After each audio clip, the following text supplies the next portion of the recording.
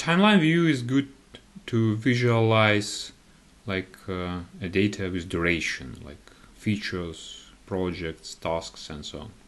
Here we see a roadmap of our features, grouped by product.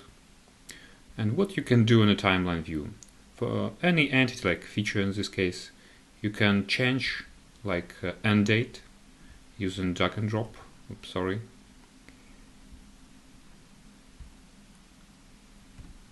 Like this.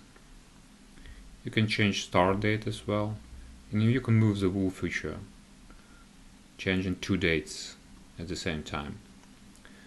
Also, you can open the feature and add some text description, change some fields here, and so on.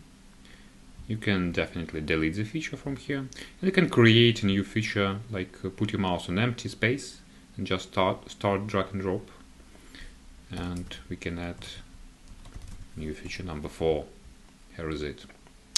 Also, you can plan features from backlog. If you click this weird icon, you will see all unassigned features, and you can click here and plan it for today.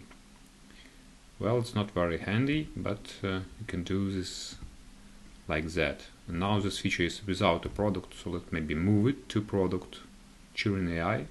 So you can just drag and drop between products as well. You can also change the look of the timeline, change granularity from days to months to weeks if you prefer, and also focus on today if you want to. Well, that's basically it.